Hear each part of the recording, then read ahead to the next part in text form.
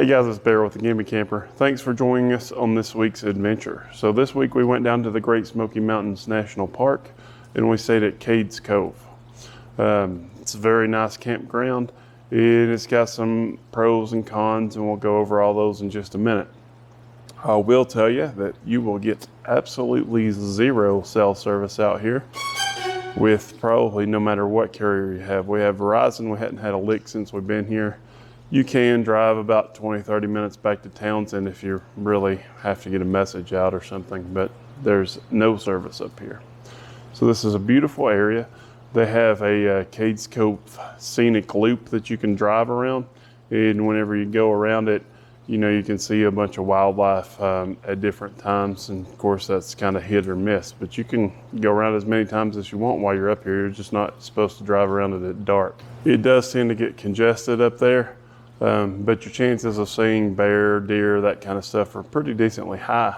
We saw one bear, but it was about dusk and it was pretty far away from us. This campground's basically split into 3 different loops. Actually, it's really 2 loops, but it's got 3 names and I don't really understand that. But there's A, which is only just a few sites right behind the camp store. Then there's B, which is generator friendly. And so you can bring a generator and use that because they don't have power here. Your National Park Pass or your America the Beautiful Pass does work here and give you 50% off if you got that. Overall, if I was going to stay here, I probably would stay in B Loop, and that's for a couple of different reasons. Number one, the sites seem to be more spacious. They are concrete, except for the first road right behind the camp store. Some of those are blacktop still and kind of older and worn down, but most of them are like brand new concrete. And there are some pretty spacious sites that I'll show you here in a minute. And like I say, these are generator friendly. You can bring a generator up here. Please, if you do, bring an inverter generator and not a construction grade outdoor generator because it'll drive everybody nuts. Now C Loop, if you're coming in, you just go straight through and you go to C Loop. Now, the one thing I will say about this campground is they don't have very many signs, and their signage could use a big boost. It's real hard to find stuff if you don't have a map. You are supposed to check in at the office, but the office was closed when I got here. It says you have to go between 8:30 and 9 a.m. if you're a late arrival to check in. I went down there between 8:30 and 9 and nobody was there. So there is that. Now, C Loop appears to be older, which is kind of strange based on the name, but it is generator free unless they have B Loop closed. The other issue with C Loop, so if you want quiet, that's the place to go because nobody's going to have a generator over there unless the other loop's closed. But I will warn you that a lot of those sites don't seem to be as nice on my drive through that area.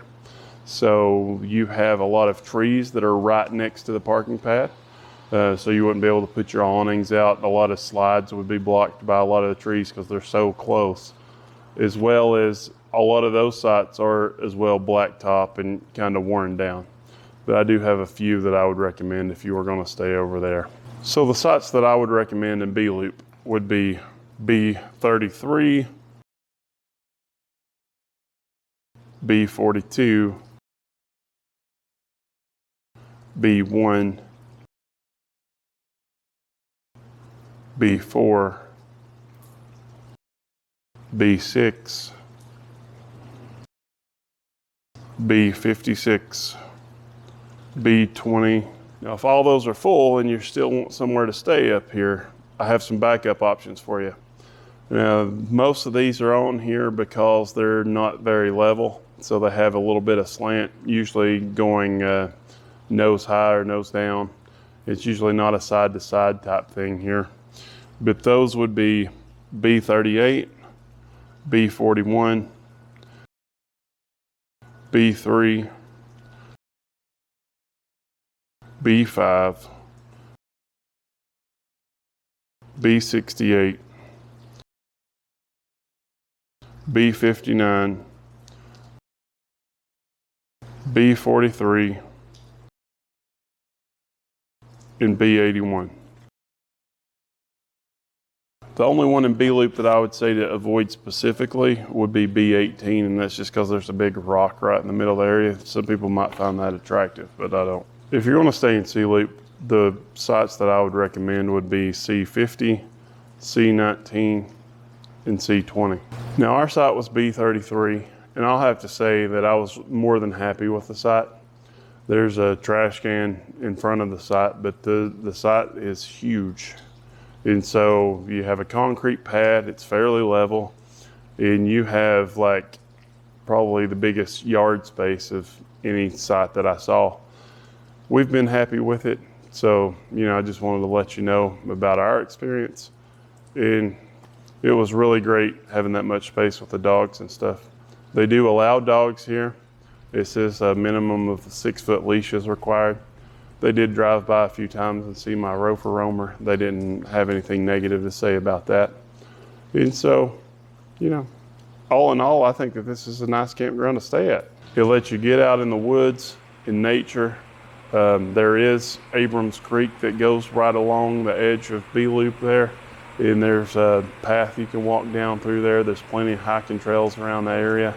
I've not really done much hiking up here in the area, and I keep saying that I'm going to, but I hadn't got there. One thing to keep in mind if you go hiking in the Great Smoky Mountains National Park is that they don't allow you to hike with your dogs, which is one reason that I've stayed away from it so far. Dogs are permitted for you to take on walks, but it says that it must be on roads. You can't get off the road with your dog. I don't know. That's their rule, so we got to follow it. So thanks for joining us on this week's adventure. It's a rainy, nasty day here. I got to go get packed up in the rain. That's going to be fun. I knew I should have packed this stuff up yesterday, but you live and you learn.